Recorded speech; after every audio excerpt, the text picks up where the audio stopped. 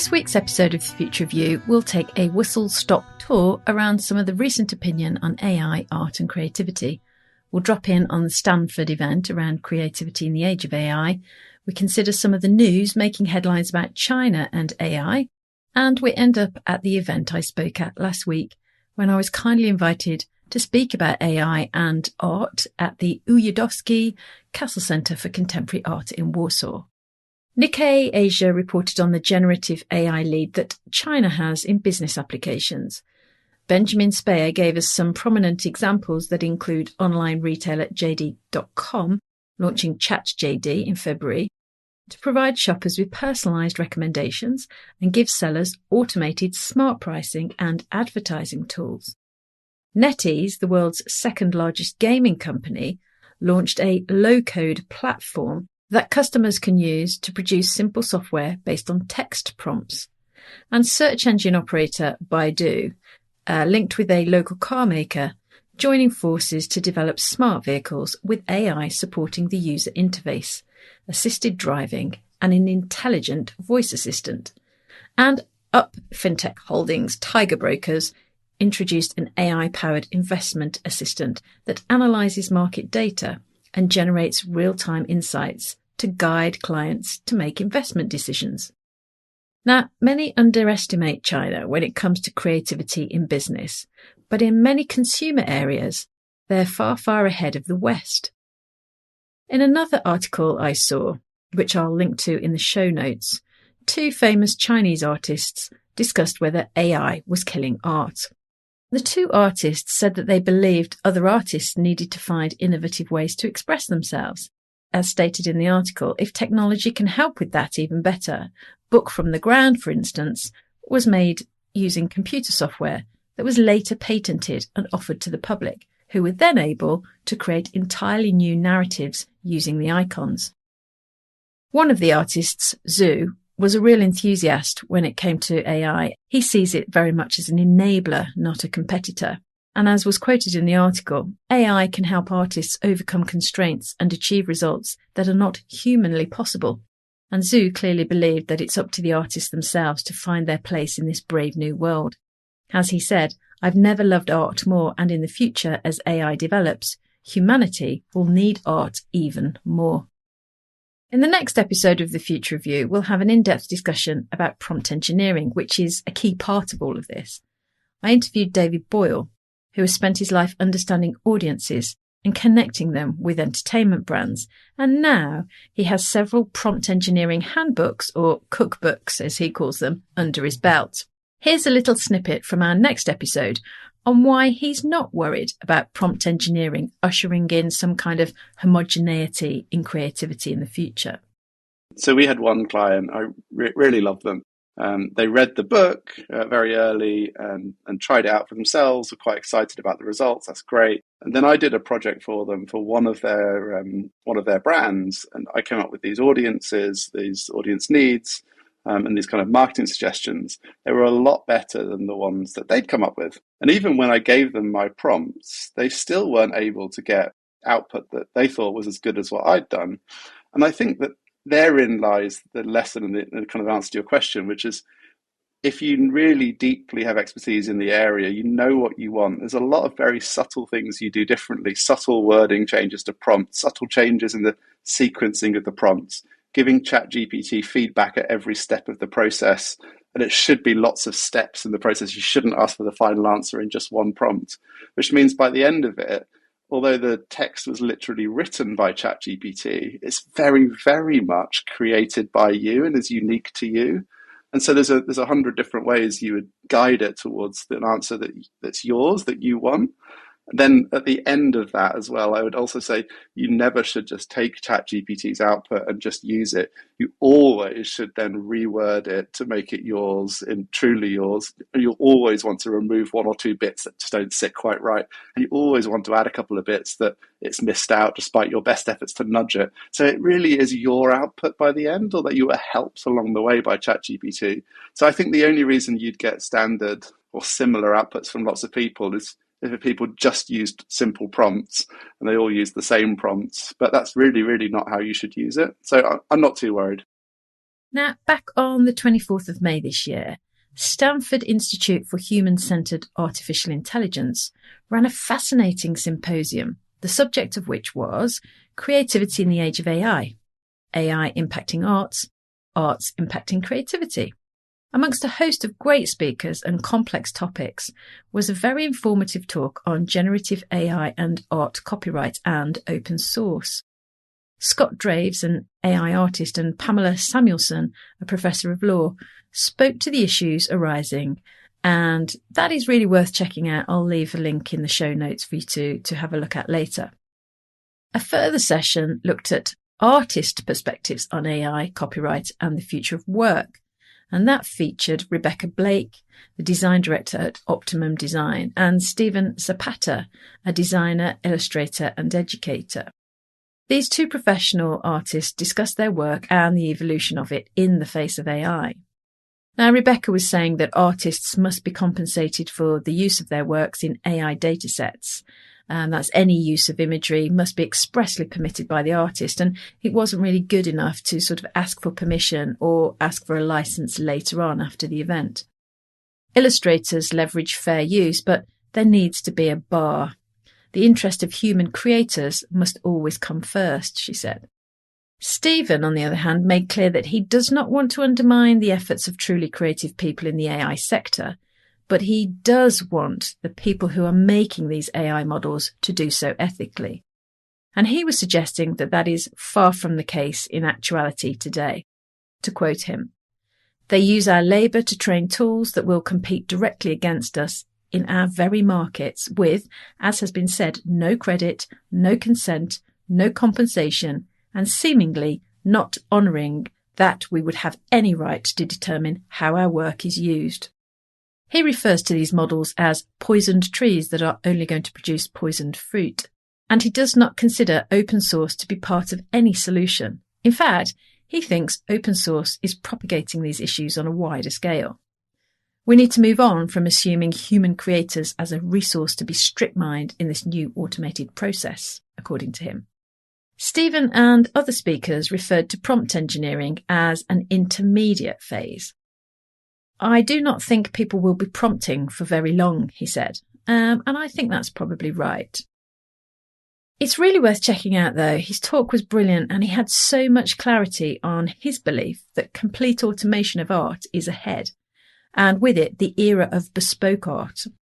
To quote him, he said, "A few multimodal auto-GPT agents utilising a text-to-image function will be able to create more art than all of the artists in the world combined per day.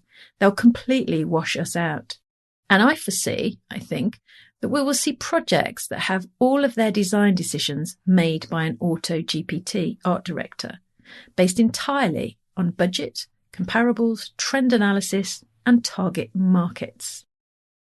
He gave an example of the idea of a song generated for you in the voice and style of your favourite artist that is about your actual recent breakup. Great, we're all Taylor Swift now.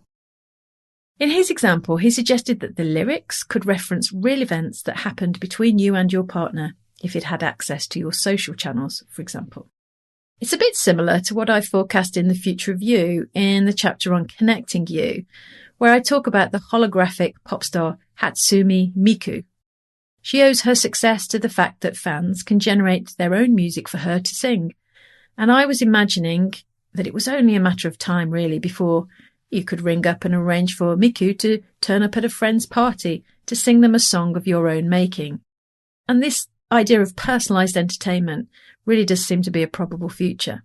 As Stephen points out, personalised or bespoke art is coming too. Another speaker suggested that generative AI hijacks the creative process, replacing human imagination and offering us something else not quite as good in exchange. And of course, the concern is that humans eventually get taken out of the loop altogether. Interestingly, it was a familiar refrain during most of the talks that it's not generative AI itself that is harmful or threatens the role or work of the artist, but it's the social economic regimes that deploy it. But is this really true? You'll hear in my talk in a few moments that I think this is to misunderstand the inherent transformational qualities in such technologies. And in fact, I make the argument that AI in this context has some very deterministic effects, which are due to its inherent nature, not independent of it. So, turning now to the event I spoke at, it was part of the culture tensions discussions curated by Manick, Govinda and Agnieszka, Kolek, and it was commissioned by the Ujazdowski Castle Centre for Contemporary Art in Warsaw. I was alongside the Polish photographer Mateusz Siedlecki, and we both addressed the question set for us: is AI the death of the artist? Mateusz spoke in quite some detail of the pros and cons and issues and opportunities for art that is co-created with or inspired by AI. He talked about how the future may bring innovative methods that combine human creativity and the capabilities of AI, as I did. How copywriters, designers and programmers may be threatened due to these new capabilities, and how ethics, transparency and honesty will be truly essential in this collaborative venture. However, he believed that despite all the mentioned threats, it is worth emphasising that artificial intelligence is not about to replace what makes art so unique, which he sees as human creativity, emotions and artistic intuition. To quote, AI can generate artwork, but it lacks the depth and originality that comes from human experience and imagination. He thinks human creativity is unique, and he spoke of many other aspects too, but the one I was most interested in myself was his comment that through this symbiosis of art and technology, an artist can open up to new perspectives, broaden their horizons and reach new audiences. Because that dovetailed very nicely with my own talk, where I focused almost exclusively on what do we mean by art, i.e., how do we judge what is and isn't art? And it's my contention that we are judging art in the age of AI in the rearview mirror, that we are judging it by a notion or virtue or standard, if you like, that no longer exists, and that is authenticity. I make the argument that we should be judging 21st century art not by authenticity but by possibility. And in so doing, we're redefining art and the artist away from merely the role of content creators and back to world explorers, people who could go beyond themselves to re-perceive reality on our behalf. I also talk about the notion of obsolescence. What do we really mean by the death of the artist? Surely that is impossible, isn't it? And in fact, it is authenticity that is dead, not the artist. Anyway, rather than explain, I will wrap up this episode of the briefing and leave you with a reading of my talk, which, though billed as AI, the death of the artist, had an alternative title. Stay tuned if you'd like to hear the talk in full. And meantime, thanks for listening to this episode. There's a lot more to come on generative AI on next fortnight's episode, where we meet up with some digital people and ask whether they really exist.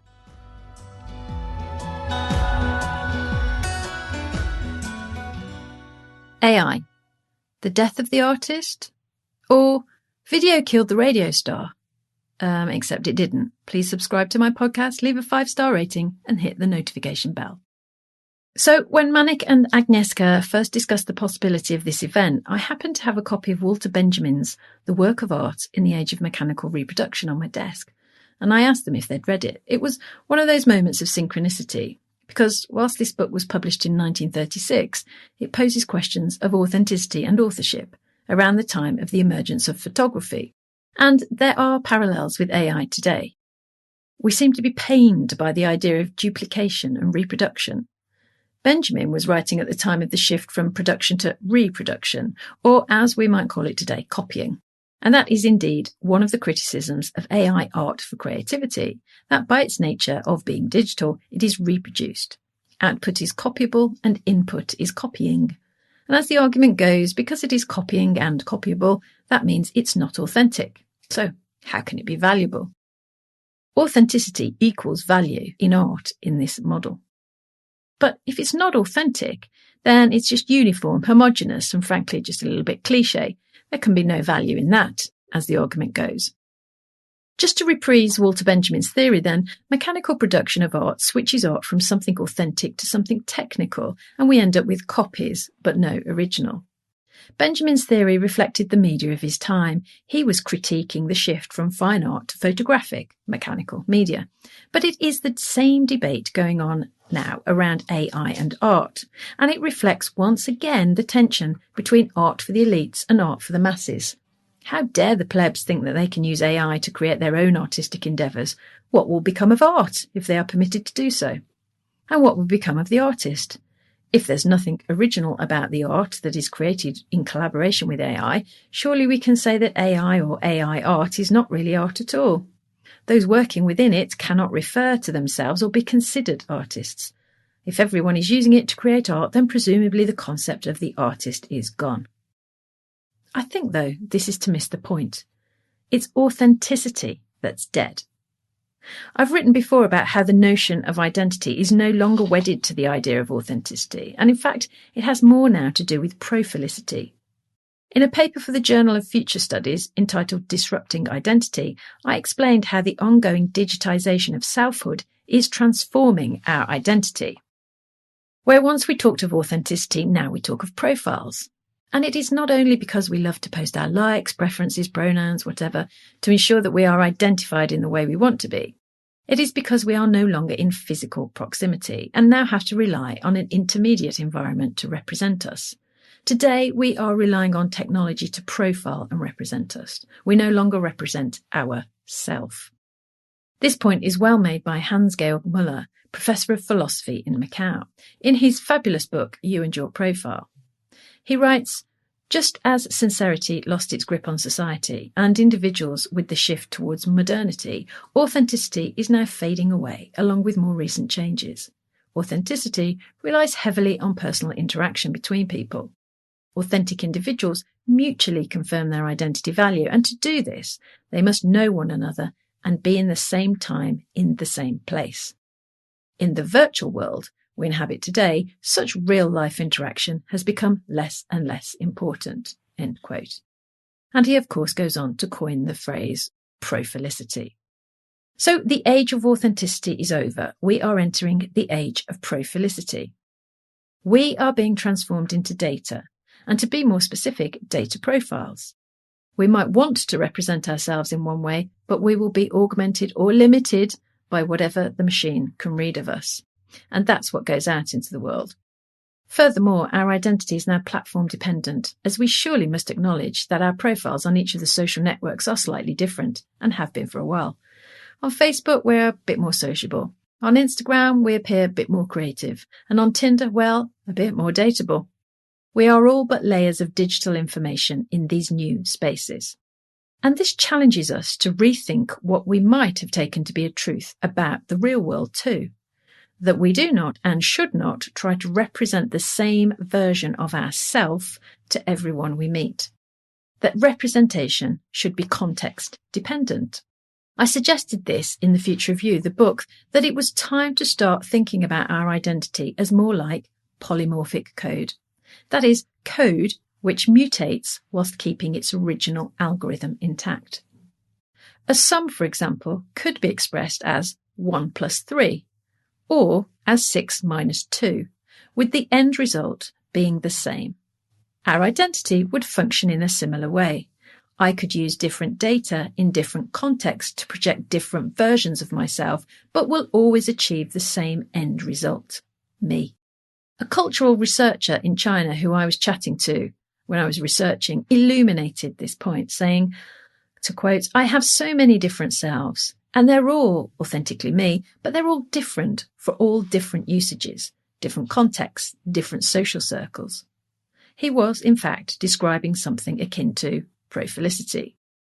Now, Hans-Georg Müller echoes that sentiment in a recent interview I did with him on this very podcast, when he suggested that, to quote, in prophilicity, we can recover this actual art of existence that we have.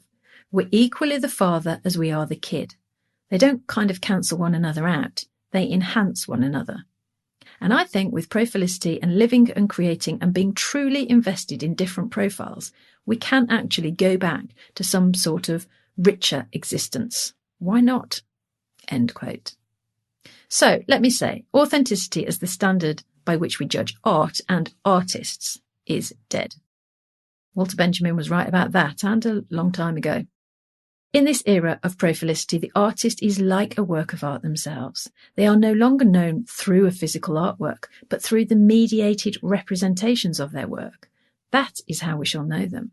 And therefore, the artist is not someone or something who can transcend new media. They are by their very nature created, curated and communicated via that media, via the representations or representations of themselves and their work.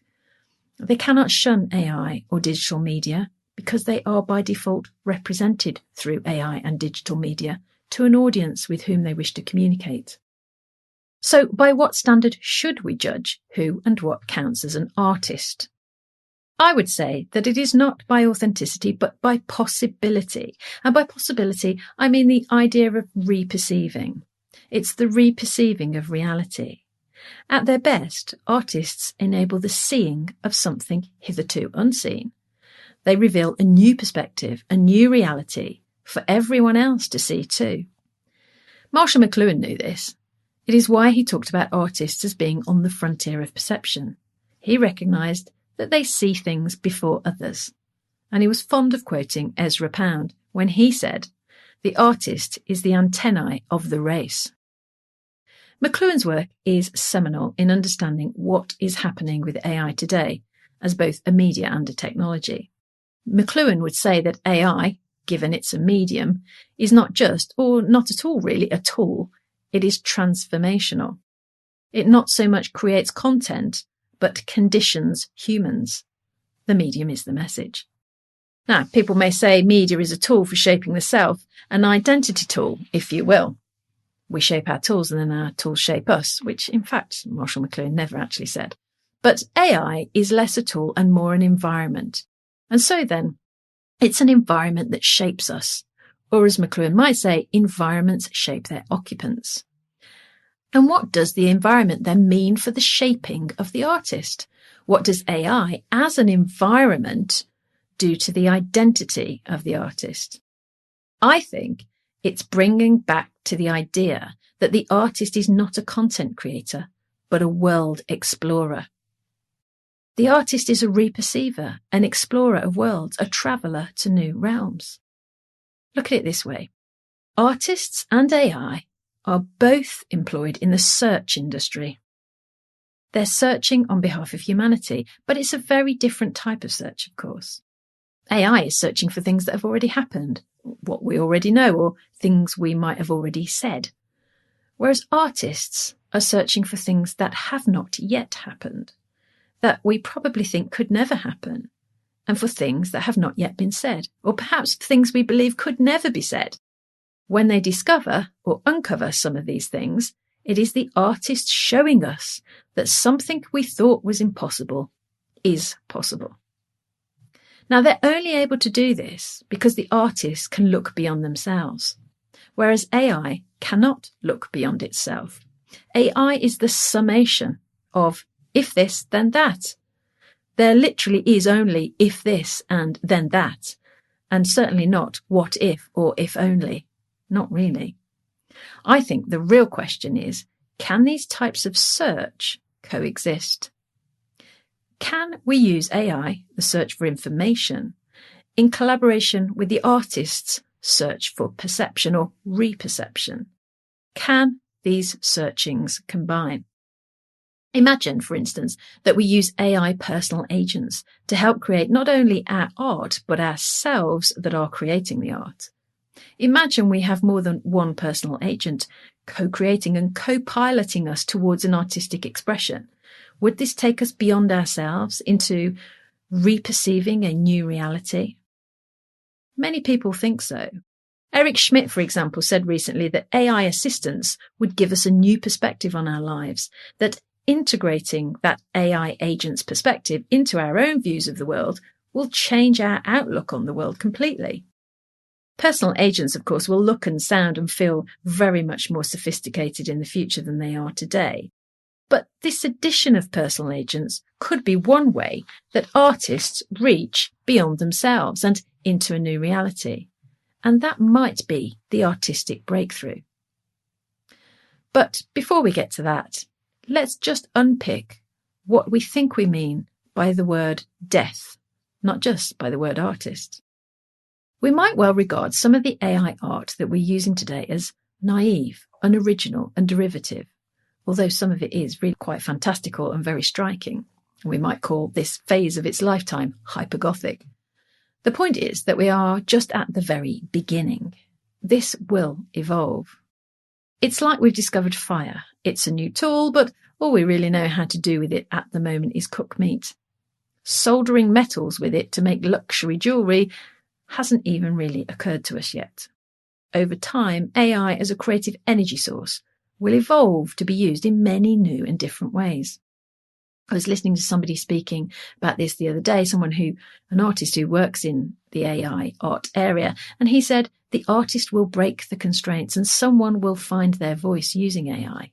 He meant, I think, that they will bring real meaning, bring a new idea and a new thought, or as I would say, a new perspective to the rest of us by using AI, and we will call them an artist.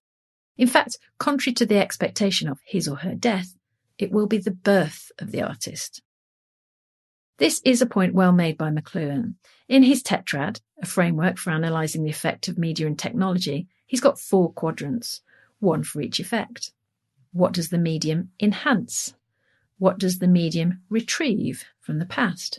What does the medium flip into when pushed to extremes? And what does the media make obsolete? The question here today suggests that AI as a new technology might render art, and therefore the artist, obsolete. But as McLuhan would likely say, IA will reshape and reform the artist rather than replace them. AI should be seen as a transformative force that influences artistic practice, shifts the boundaries of creativity, and prompts artists to explore new modes of expression and to reach beyond what we already know, to reach beyond themselves. I would argue AI has obsolesced the lone creative genius. That because we are now digital beings, connected and interconnected, we have multiple identities, avatars and digital twins. We are distributed, copied, pasted, pixelated, posted and shared. The artist is no longer the isolated genius, but a connected creator. The artist as a network. That's what will emerge at some stage. Art, and indeed the artist, will reinvent themselves. Contrary to the notion that the artist will be subsumed by AI technology, in the end, the artist will be transformed by it. I spoke with some creators using AI today, and their views were, well, to quote, I see it as another tool of the trade, or AI is not the idea, or try it, expand it, explore it, blend it with other art forms. Don't simply disregard it, as one said to me. And another person spoke to me about his wife who'd trained as a surface pattern designer. Her first reaction was, there goes the pattern industry. A pattern designer would spend 5 days producing something, but it took minutes with AI. William Morris would be spinning in his grave, as he said. And this is the point. Someone will come along and break the pattern that exists at the moment with AI creations. And that will be the birth of the artist in the age of AI. Authenticity is dead, but the artist is not. The artist is likely hibernating, or rather we should say gestating. They are searching embryonically for a way to use AI to break the pattern of AI. Until that time, we will continue to judge this new media in the rearview mirror by applying the old standard of authenticity to the new media of AI. I argue that we should now judge art by a different standard, by possibility, not authenticity. So this is not the death of the artist. This is the birth of the artist. And in fact, we can arrive at no other conclusion in reality. For to be candid, and to quote Hilary Mantel, there are no endings. If you think so, you are deceived as to their nature. They are all beginnings. Here is one.